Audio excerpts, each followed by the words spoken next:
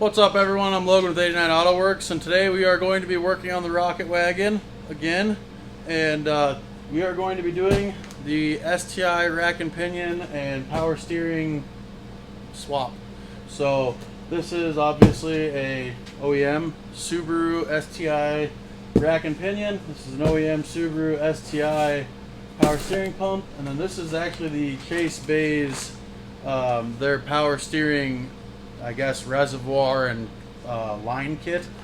All extremely nice stuff, and that's the point, is we were having a lot of problems with power steering pumps on the Rocketwagon, and I think I've put probably 6 pumps in it by now, and I'm just getting sick of this. So we're just going to upgrade everything to the STi style stuff and just entirely get rid of our issues and go with an upgrade at the same time.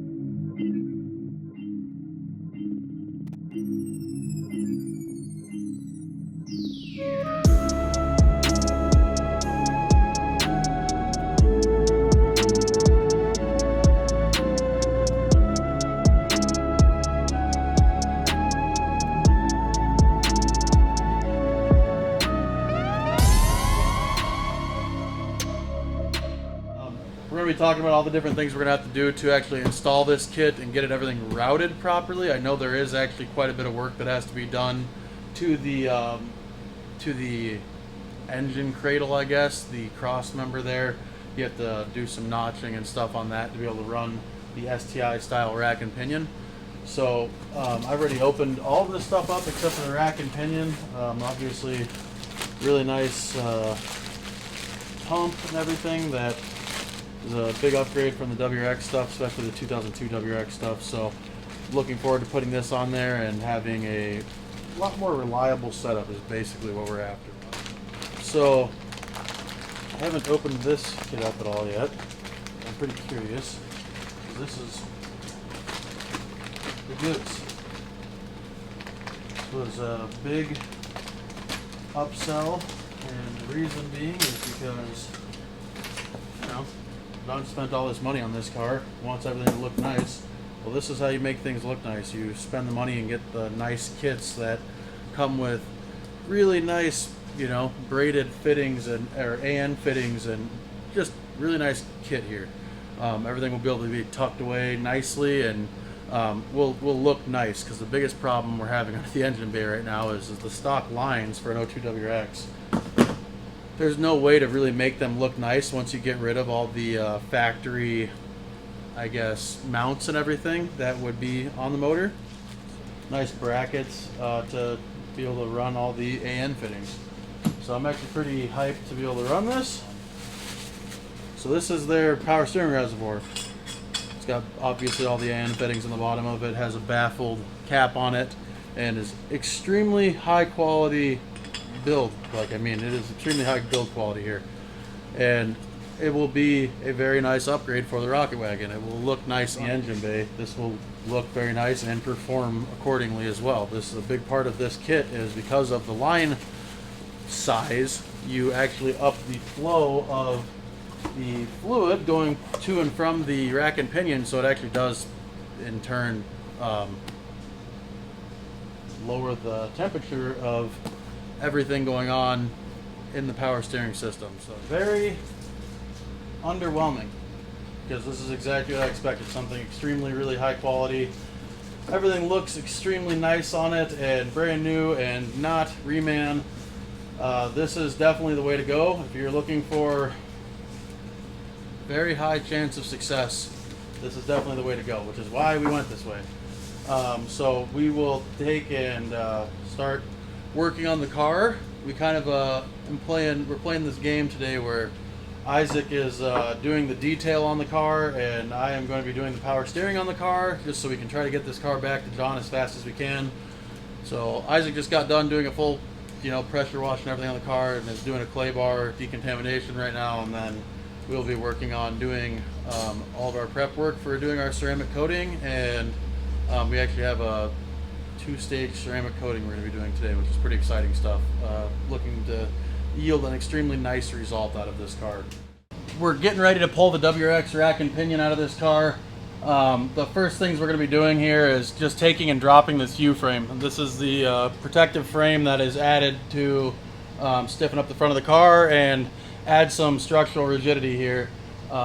So we had to drop this. Unfortunately for our scenario, we have a front mount intercooler that's also bolted into this, so we'll have to unbolt that and do some finagling here. But basically, starting point here is taking off this U-frame.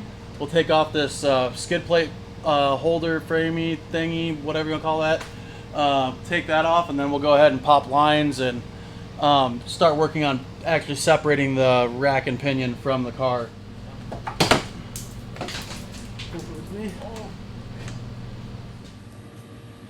Alright, U-frame is off the car. I just want to talk about what we got to do to pop the rack and pinion. So I actually went ahead and pulled the outer tie rods off. We have white line tie rods that are on this setup. So basically we are looking at popping off these bolts that hold on the actual rack and pinion up. And then the other ones we got to take off are the actual lines, which you can see that fitting and that fitting over there. Obviously not really the most amazing thing to have to get to up there, so we're gonna have to take a look at that and see what we can do. But basically it's just those 4 bolts, those 2 fittings, and then we'll pop the steering knuckle itself off, which is right there. And then of course work on making sure we have the steering wheel straight and all that stuff, which it should be really close right now. But before we take that off, we will actually go and lock the steering wheel down. And then we have our fittings themselves, and this is what will actually thread directly into the rack and pinion itself. We will thread one of these fittings in, and as you can see, it's got an O-ring on this end, and then it's got a AN fitting on this end. And this will thread in and save our whole entire world. So, okay, so this is pretty critical. You want to make sure you lube up your O-rings so you don't have any leakage activities happening, especially from something as stupid as a 10-cent O-ring leaking. I suppose it's 2022, that's probably like a $46 O-ring actually. So, very tight fit on these O-rings, or I mean, I'm sorry, on these fittings. And of course this is not going to be the correct unit for the job.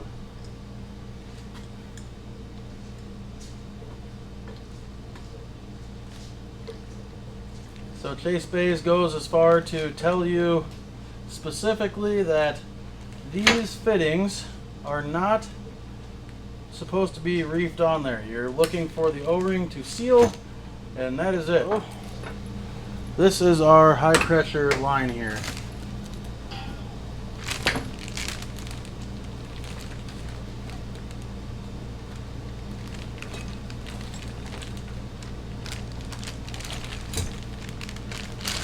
Tell you, probably a good idea to do what I didn't do, and that's let these lines hang out and do stuff so they're not just a complete pain to work with.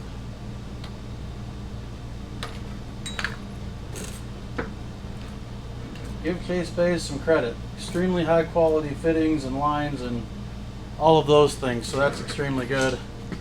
Alright guys, we're back at it today. Next day, we ran out of time yesterday. I had the kids out here, so stuff was not quite happening at the rate of speed I was hoping, but kids were out here, so it was a great time.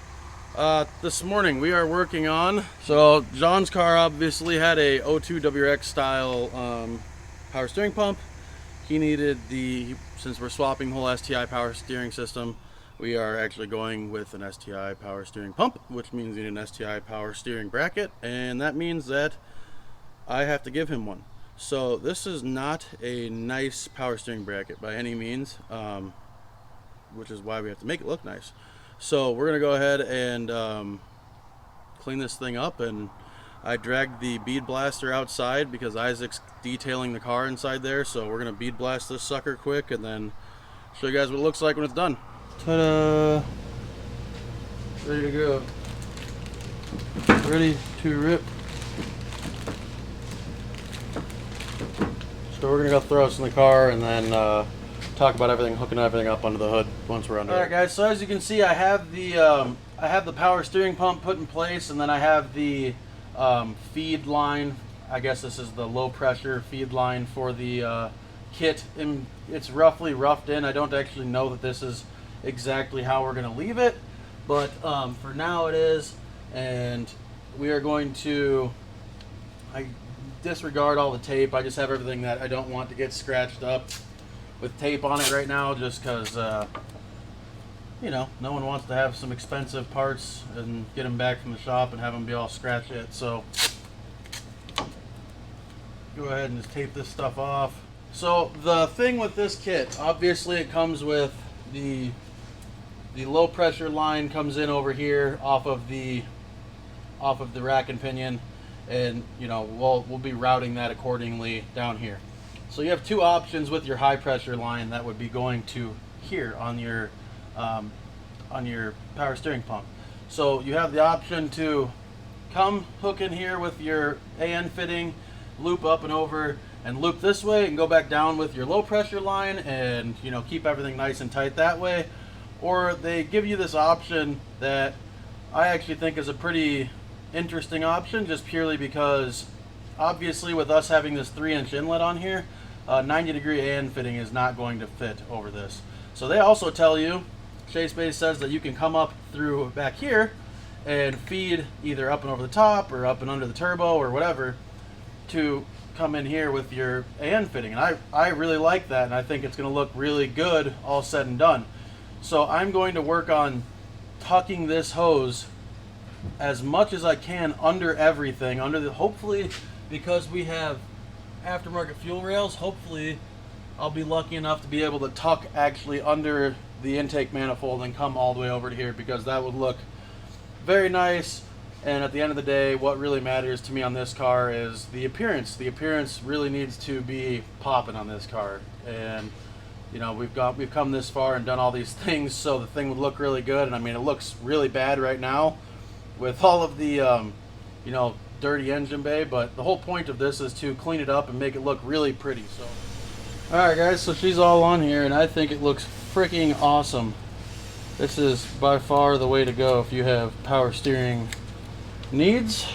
I would definitely hit up Chase Bays and get their kit, because it looks really freaking good. I'm like actually extremely impressed with how this looks. Frees up so much of the engine bay over here. Obviously I want to go through and tuck all these wires, or I'm sorry, not wires, hoses and everything accordingly, and I'll have to tuck everything back behind the turbo and actually zip tie everything to the transmission itself, so we don't have any sort of issues with you know, stuff touching hot downpipes, etc., etc. Alright guys, so the power steering system is all wrapped up at this point. Being as this is a brand new system, you do have to bleed this before you actually start the car. Basically the procedure you're going to want to go for is you'll take your reservoir and you'll basically just be filling this up. It would be safe to say you could fill this up pretty close to the top for the first time. You'll go in the car, run the wheel all the way back and forth before the car is running, and you're basically just trying to get fluid into the rack and pinion and the pump.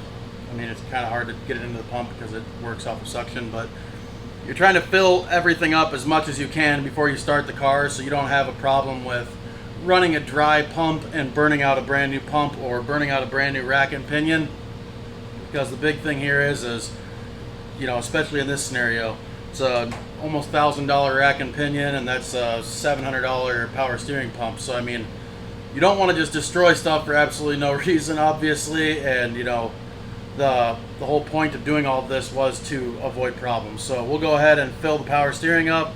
We'll use a funnel and we'll just start pouring it in, and then I'll go over to the car and run the wheel back and forth. And then once we get to a point where we aren't losing any more fluid and we've ran the wheel back and forth a bunch of times and the reservoir's staying pretty full, we'll start the car. It'll suck all the fluid down, and then we'll start hearing whining and everything, and then we'll just keep filling and going back and forth until the car is full. It's important to note that once you're at the point of filling the actual reservoir when the car is running, the actual height of the reservoir is only halfway full. That's as far as you want to fill it, is halfway full per Chase Bays. And it's extremely important to do that, because the way they have their baffling system set up inside of this reservoir itself, you do have to have room for air for expansion and contraction of the fluid. Obviously, the hotter it gets, the more it's going to expand, and it's going to want to puke all over the place if you have it full. So make sure that you're only filling it up to the appropriate level in the reservoir. And if you have any questions whatsoever, I will actually include the Chase Bays actual directions and what they give you online for installing this kit. I'll include that in the description here, and you guys can take a look at that if you need to. But we're gonna go ahead and top this off with fluid. Alright guys, so that's everything for the STi power steering upgrade on this car. We went ahead and put the STi power steering pump, we put the STi rack and pinion, and we did the Chase Bays kit, and the hose kit and the reservoir kit. And everything works great. I will say something that we struggled with was actually getting this to take fluid from the position it's in. So what we ended up doing was taking the feed for the power steering pump off, pulling it all the way up in the air and just filling it that way until we had fluid pouring out. And we actually did have this up here also to keep it so the air was pushing out.